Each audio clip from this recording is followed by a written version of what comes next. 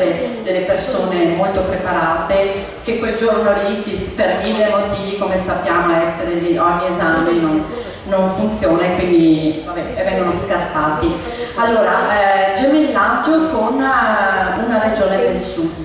Lei ha fatto questa proposta che io trovo molto interessante e intelligente, che non è una provocazione, cioè lei dice noi come Veneto, se non ho capito male, siamo disposti a iniziare questa devolution con una regione del sud in modo anche da creare un modello condiviso e accompagnare questo tipo di progetto nuovo. È così? Ma sì, è una proposta, se volete, anche molto semplice, nel senso di dire, visto considerato che ci sono molte ritrosie al progetto dell'autonomia, io sono convinto che sia una vera uscita dalla palude del sud, perché non facciamo dei gemellaggi in modo tale che ci sia una regione benchmark che possa, diciamo, aiutare e portare con sé una regione in magari più difficoltà. Pensate alla sanità, cioè ci sono, vi do un elemento di lettura. Io ho inserito il prodotto e controllo e gestione della sanità in questa regione, penso che pochissime regioni ce l'abbiano ancora oggi in Italia.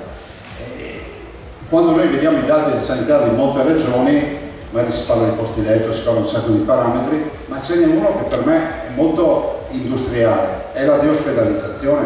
Cioè non è l'inguinale da noi proprio in virtù di un'organizzazione fatta ad hoc, col day surgery, day hospital, cioè noi tratteniamo un paziente operato di hernia inguinale 4 ore, 5 ore, mezza giornata, una giornata in ospedale e poi se ne va a casa.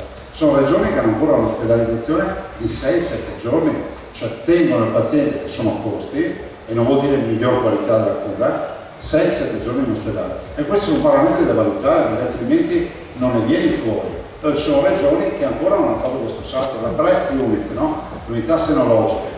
Questa l'ho introdotta io nel 2012 e quindi abbiamo fatto in modo che ogni provincia abbia un'unità senologica, cioè un team operatorio che si occupa di cancro e seno, che il team operatorio deve fare almeno 150 interventi chirurgici all'anno di cancro e seno.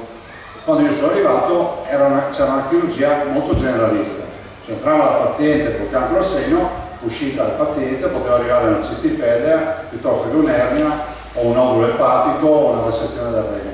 Poi voi capite che per quanto mago sia un chirurgo, c'è un che è tutologo e soprattutto c'è un tema di casistica di manualità che non è proprio irrilevante quando si lavora col corpo umano.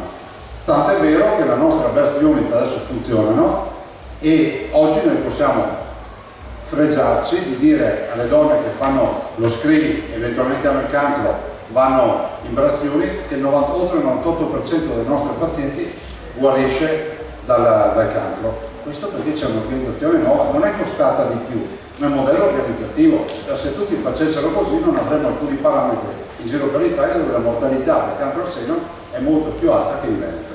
E tra l'altro, un applauso, perché avevo caso. Sempre molto delicato.